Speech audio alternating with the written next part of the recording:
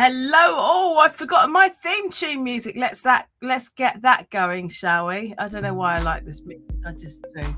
Hello, and welcome to another episode of Between the Covers. Thank you so much for joining. My name is Daniela Bleckner. I am an author, self-publishing expert, founder of Conscious Students Publishing, where I am a book journey mentor. We work with authors from all over the world to help them to get their powerful messages and stories out there in the form of books, which you can see on some of them on my bookshelf behind me. I have personally published over 350 authors' books, mentored over 1,000 authors and aspiring authors, helping them to have their voices heard and stories shared so they can educate, inspire, and empower for generations to come. So, a little bit of housekeeping. If you're watching on YouTube, LinkedIn, or Facebook, please do say hello. Show us some love. Let us know where you're watching from. And if you find this of worth and value, how can you not? Please do send this out. Just on a side note here, if you're watching on Facebook, I collect something called stars, so you can support Conscious Students Publishing by sending me stars. Stars help me earn money to make more content, but not just that, it allows me to work with young people in terms of publishing their books. One of the things I absolutely love about my job is assisting everybody through the publishing process, but especially working with young people, where I do storytelling sessions, help them get their story out of their minds and actually into a physical book. Our youngest author is 7, she's now 12 now. So yes, this is where stars go towards community projects. Okay, so what is Between the Covers all about? Between the Covers was all about getting up close and personal with authors, usually published through Conscious Students Publishing. It could be people in the publishing industry as well, so you can find out what goes on between the covers of not just writing, not just publishing, but getting that book out there into the hands of the reader. So before I introduce my guest, quick recap and one tip, what has been going on this week. It's been a very, very busy week at Conscious Dreams Publishing. On the 5th of March, as you know, was World Book Day. I was there running an assembly on the importance of reading diverse books. The children were amazing. It was a primary school in Tunbridge Wells. I then had 7 back-to-back storytelling sessions with young people.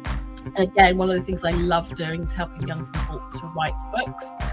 We then had a book launch from my 13-year-old mentee, who is now an author, David Wigner. He wrote a book called Victor and the Lost City, and he launched it at the Ethiopian Empire, and the event was absolutely fantastic. I was also at the Mayfair Mini Book Fair, met many other authors there as well, and readers. It was a fantastic weekend all round. Just catching up. We've also had one of our authors on BBC London talking about her book Clever Carmel that she launched with us back in 2017, and we have another one of our authors who is going to be on BBC tomorrow talking about her late mother's book. She compiled her mother's poetry, stories and creative writing into a book called Hidden Pearls, and she'll be talking about that tomorrow. So I'm going to drop 2 really, there we go. Before I introduce my guest, I'm going to just drop 2 really important tips for authors. If you're an author or an aspiring author, do let me know whether you're watching now or on the replay. I'm going to give you 2 tips. The first tip is the importance of asking for book reviews from your reader. Why? Book reviews really help with your visibility. The more book reviews you can get, it builds up your credibility. You know, do you ever buy a product and look at the reviews? I know that I do. And if something has a lot of 5-star reviews, it really gives me an insight into that product, how well it works, how other people have perceived it. And it does help. It does help with the people's buying decisions. So please, if you read someone's book, get on and leave a review for them. Again, on platforms like Amazon, for example, it does help with the visibility as well. The second tip, if you're writing fiction, which is my special guest has been writing, I will highly recommend getting a developmental edit. What is a developmental edit? A developmental edit is a 3 to 4 page report based on what you've sent. So the editor will read through the entire manuscript and they will make detailed notes on character, plot, narrative, the arc of the story, the pace of the story, the language used, I said characters, the marketability, other comparative titles. It's really, really important to make sure that you've honed down your manuscript before it actually goes into the editing process, and a lot of our authors have found that really, really helpful.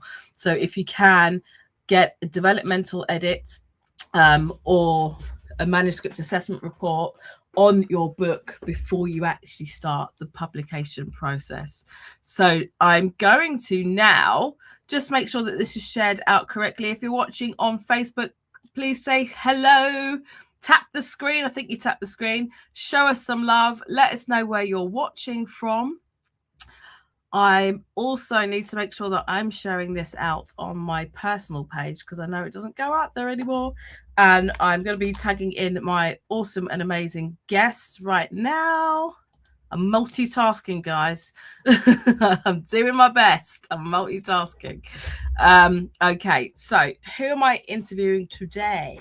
I am interviewing the awesome and amazing Guian Benson Quarm, who has written a fantastic fantasy novel called The Malefactor of Markai, the Eight Orbs of Aram series. So there's going to be more in this series. She came to us last year with a very, very detailed manuscript. She'd laid out all of the worlds, all of the rules of the worlds, like in absolute detail. It was mesmerizing. And she actually had a developmental edit, so she can talk to you all about it. So let me just tell you a little bit about the book. The Malefactor of Markai marks the beginning of an epic journey as Sareene Aegrod, I think I pronounced that correct, let me know, and her companions set out to gather the 8 Orbs of Aram. Fate begins to unravel in the old imperial city of Kalmra, where an unsuspecting mystic foretells fortunes that will change everything. So Guian is a South London based, always lived there, who creates digital art and immersive fantasy worlds. She's inspired by anime, mythology, and folklore. She crafts imaginative stories rich with heart, magic, and adventure. Please do say hello, give us some love. This is her very first interview. Hello. Hey Guian, how are you? I'm good, thank you. How are you? I'm good, thank you. You've got some lovely people on, so I'm going to say hello to them first. You've got Gabrielle here supporting you. Oh. You've got Janet Walker, who I mentioned, watching from Sheffield. She's the one who's put her late mother's poetry together. And your mom, Nana, hello. She's super excited. So you now are an author of 2 different versions of the book. You've got the hardcover here, and then you've got the paperback. How do you feel seeing your book now here in print? It's really amazing to have a physical copy like in print and to be formatted with the cover and everything. It's brilliant. Awesome. You have got such a creative, imaginative, and just the detail that you've put into this. It's been, and it still is phenomenal working with you. You've done everything to a T. Guian gets back to messages so quickly, and she just does everything in such a timely fashion. She's absolutely fantastic. So it's writing something you've always wanted to do from a young age, because you're clearly very good at it. Thank you. Yeah, since primary school, I've always wanted to be a writer. Like, I loved reading, I loved stories, I loved literary, and English was my favorite subject. So I've always wanted to do writing. Amazing. And I know that you love fantasy. Well, you've got to love epic fantasy, right? Yeah. Tell me about some of your favorite books in that genre. My favorite books is Stardust, and I just started reading the Firstborn of the Sun. Okay. And that one I really like, and I love Things Fall Apart by Chinua Achebe. Oh, that's a fantastic book. So you've got a good range there. And I know that you love anime as well. So has anime, I'm multitasking here, I'm trying to share this on your page at the same time as talking. Has anime influenced your writing at all? Yes, definitely. Like a big part of the next book is inspired by the Tower of God, which is like a Korean like manhwa thing. You've got a next book already. How many have you written so far? I'm only the one. I'm still writing the second one for the series, It's so I'm amazing. just planning the sequel. You're doing so well. So the Malefactor of Markai. First of all, it's a two-part question. What gave you that idea for the title? What's the meaning behind it? But also, it introduces readers to a really rich world filled with magic and prophecy and ancient curses. What first sparked the idea for the story? So why the title, and what sparked the idea for the title? The title is about the last villain in the book, and they're called the Malefactor because of what they're doing to the town of Markai, Yeah. and how they're disappearing adventurers and villagers from the area.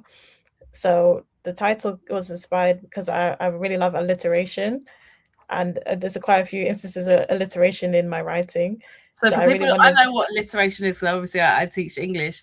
For people who don't know, can you just share what alliteration is? alliteration is when the like sounds of the letters match each other.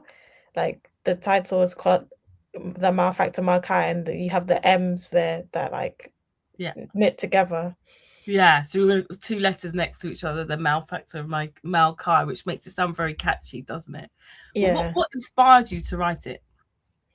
Well, the whole Eight Orbs of Aram series was inspired by a university task that I had to do.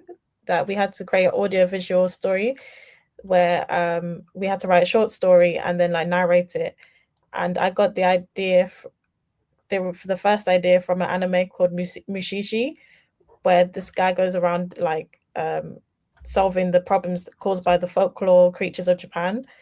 So I had the idea that there was a young boy affected by like the folk spirits of the area.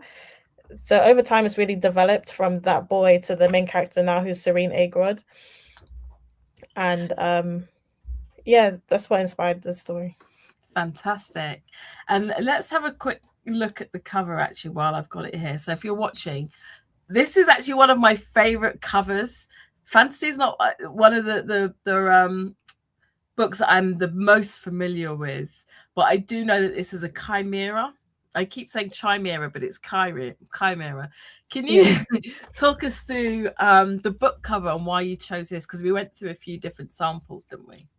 Yeah. So the chimera is the Malefactor Markai, and because that's the title of the book, I thought it'd be a good idea to have the villain on the cover. And I also really like Greek mythology as well. That's inspired my writing. So the cover was inspired by like Greek imagery with the pillars and the fire, and even the chimera being a figure from Greek mythology. That was all inspired into the cover. Lovely, thank you. And I just love the green colour as well. It's absolutely gorgeous. Mm. If you're watching, please let us know. Hey, LinkedIn user, let us know, what do you think of the cover? And if you love a fantasy, what is your favourite fantasy novel? Again, this show is very interactive. So if you have any questions for Guian, please do chuck them in and we will highlight them and I will read them out. So let's look at your main character, Sareene. How do I pronounce her second name? I've only seen it written. Aegrod. Aegrod, that's it. So she's at the heart of the novel. What kind of heroine is she, and what makes her journey different from any other fantasy protagonist? She's like a really determined heroine. Like she does things completely of her own initiative. Like she isn't prescribed a task by like a king or a lord or anything. She's already seeking out a purpose in her life. And what drives her is her curse, because she was born to the Aegrod line of the deserter princess of the Elven Kingdom. So in order to restore honor to her bloodline, she seeks out the Eight Orbs of Aram to free her of her curse and to have all the Aegrods be reunited in the Elven Kingdom. Amazing. So she's an independent, kind of strong-willed character, and I love the fact that she's a girl. She's a young woman as well. who has the sole responsibility of getting these 8 Orbs of Aram, and ridding, her bloodline of the curse. I love it. It's such a great premise.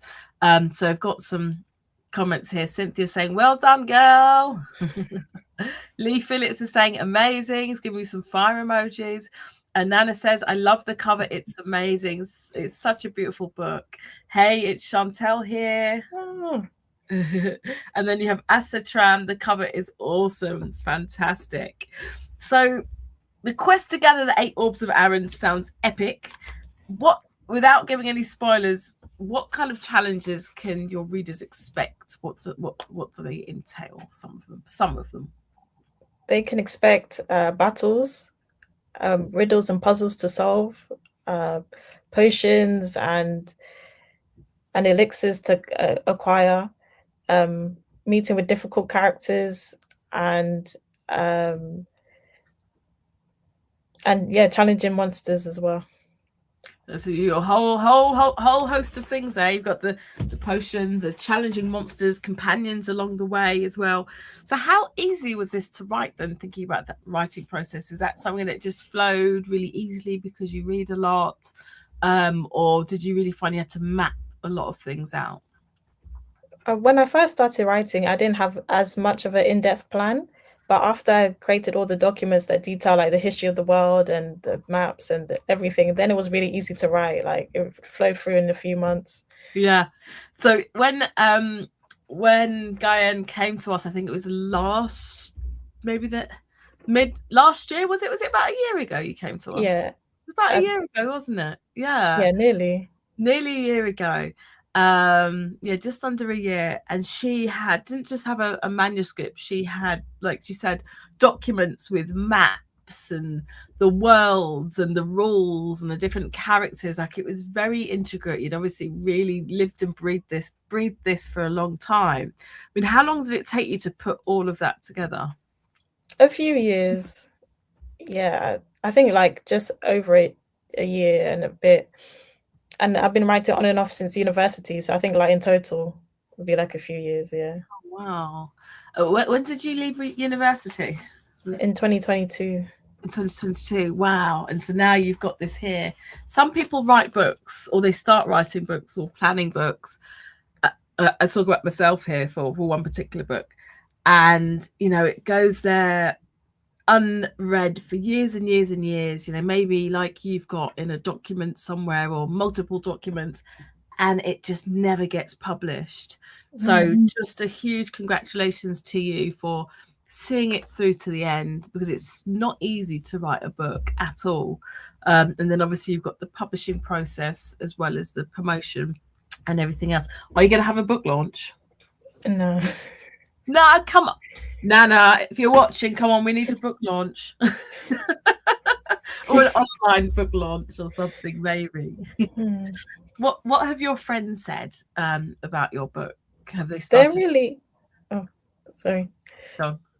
They've been really impressed and surprised and very happy for me because they know I'm into writing and reading. So, yeah, everyone says it's a huge achievement. It is. It's a massive achievement, and maybe you might inspire somebody else, to write a book as well. Your mum saying, yes, agreed, let's chat. We definitely need to have some sort of book launch. Would you like to maybe read a little bit from your book and maybe give a bit of context to set the scene? Yeah, okay. Yeah, perfect. So I'm going to take myself out, and you're going to hear from Guian, who's going to read from her book.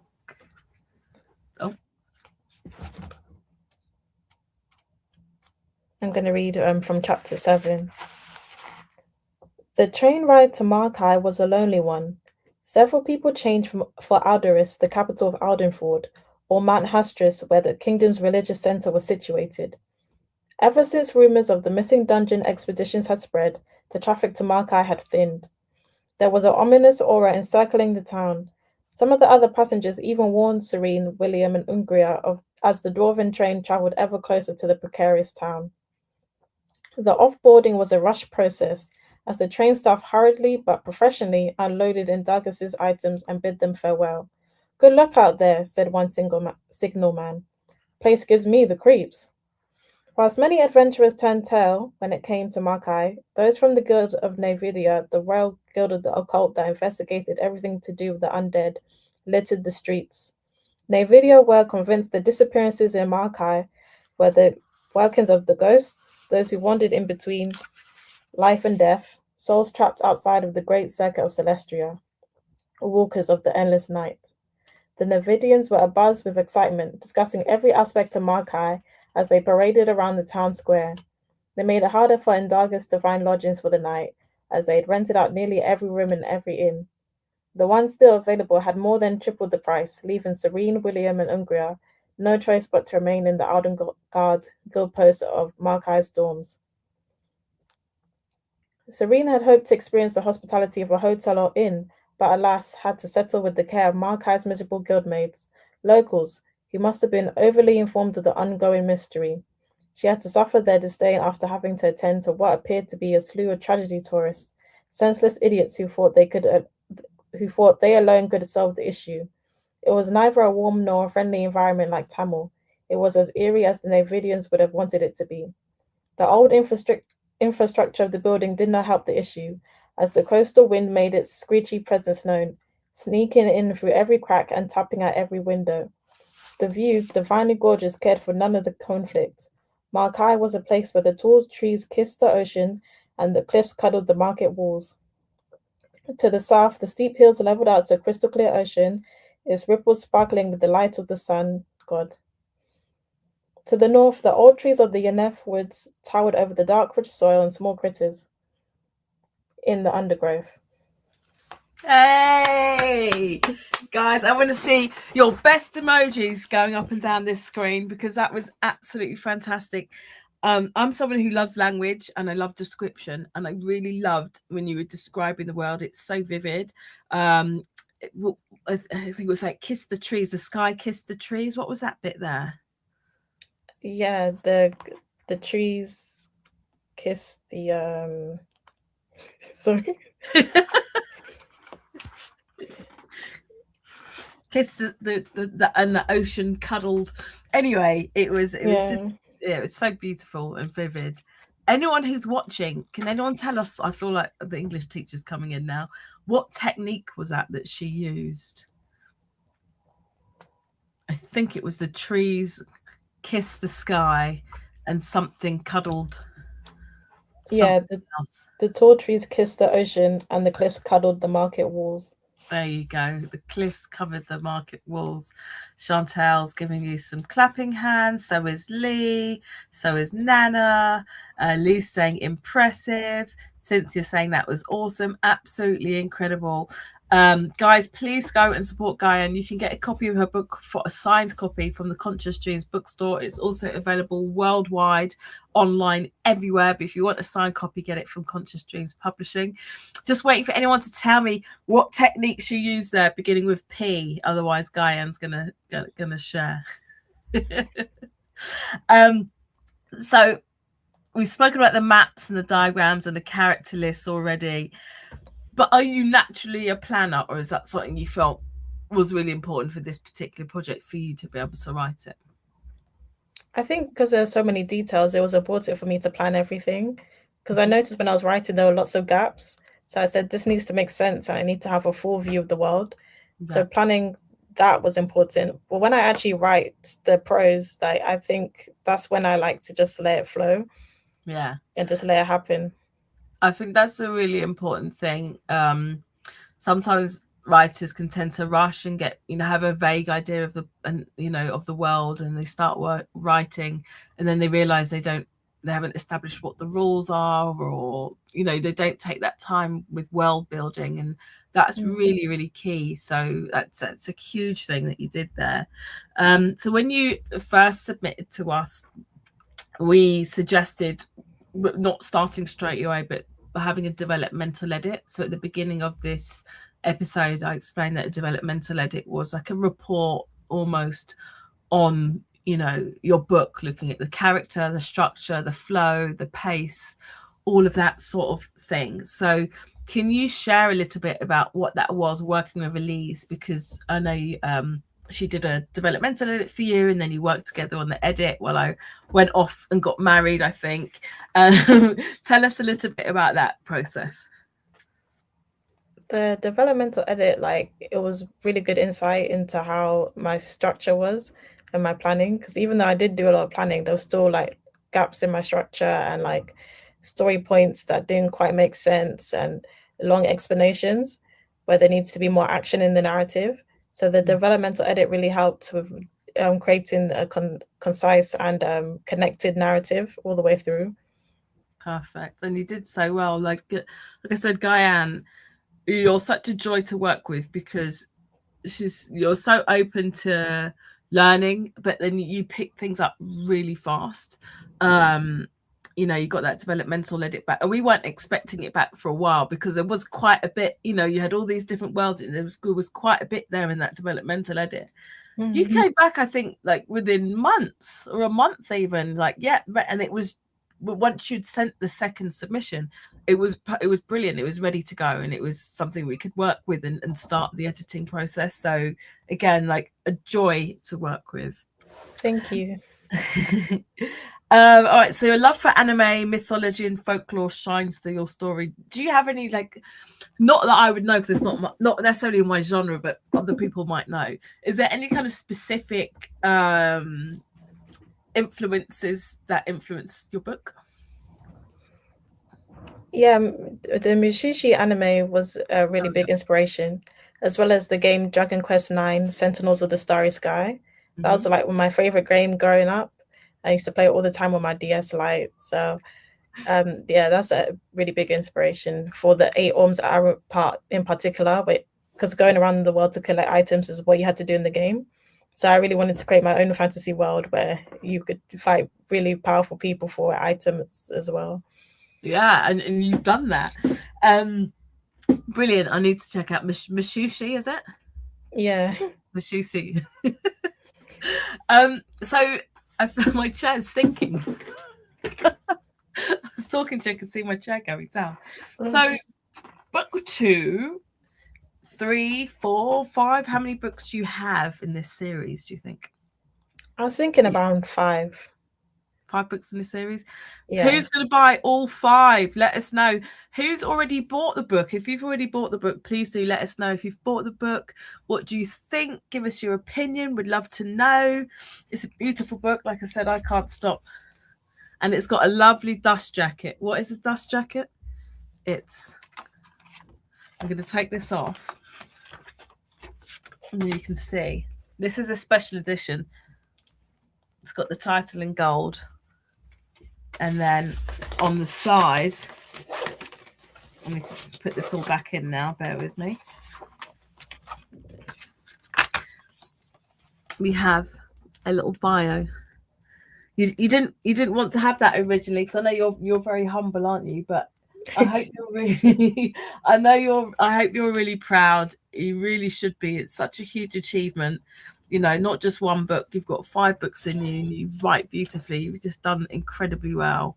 What would you say to somebody who had an idea for a book, but they just didn't know whether maybe like you, they've drawn out the worlds and the diagrams and maps and everything else, but they just didn't think, maybe it's not good enough. Shall I bother doing it? What would you say? Just start writing it. Like, the fact that you can create a world in planning definitely means you can write one. So I would say just start writing and see where it takes you. Perfect. And you can draft as many times as you like. You can edit it as many times as you like. So yeah, just go for it. You heard it here first. Just go for it. Just start writing. Plan your worlds like you did, but start writing. I think so many people don't achieve things because they're just scared of starting. And that's the tragedy, really. You never know where it's going to go. What's your biggest dream for this book? Where do you want it to go? If I could have like a animated series one day for the Eight Orbs of Aram, I would love that. That's amazing. If you're a sort of a producer or an animator, check out the Malefactor of Markai and see if you can do a collab. That would be amazing. What would you say was the most challenging part of turning your ideas and world building into a full novel? I think figuring out like how all the events connect and how to reach a satisfying ending. Yeah, it can be quite tempting to kind of not want to finish and just keep going and going, but you have to get to that end, don't you? What Yeah. would you say was what was the most rewarding part of the whole publishing journey, writing and publishing journey? I think like actually getting the physical copy, like that's very rewarding to hold it and see the whole thing realized. Like, yeah. That's my favorite part, you know, working alongside you and seeing all this sort of blood, sweat, and tears going into the book, because it's work, guys, to really get a book to the best shape possible. But when it's all kind of done and dusted, you've got the book files uploaded and then send the proof copy off for you. It's just amazing to see it, you know, in your hands. And you did that video with the book, and it was just, yeah, it's one of my favorite parts of the job, I think.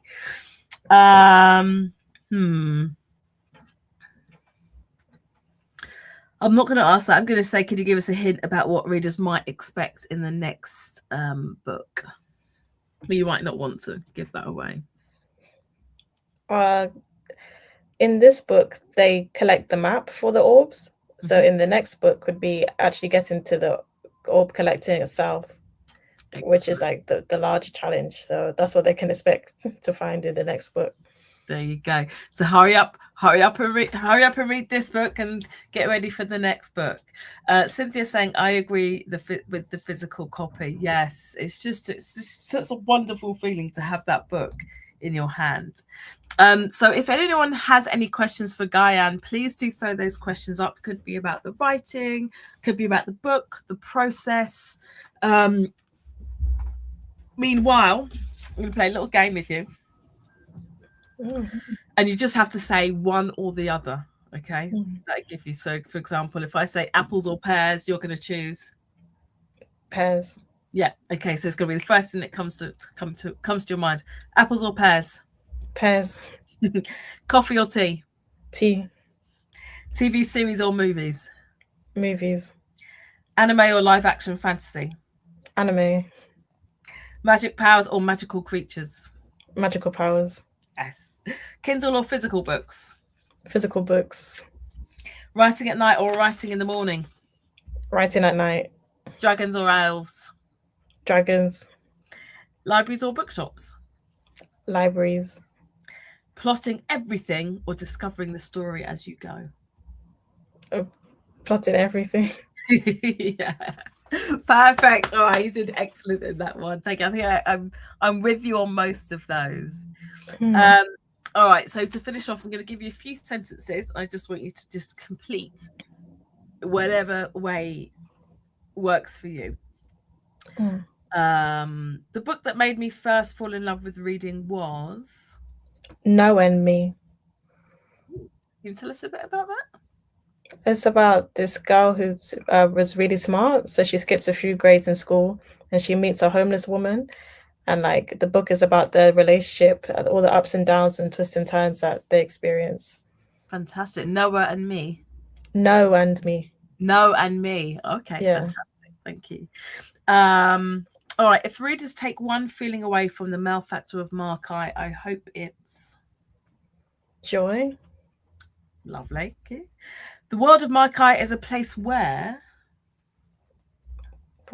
fortunes are foretold. Oh, I love that. Alliteration again. Fortunes are foretold. Okay, last one.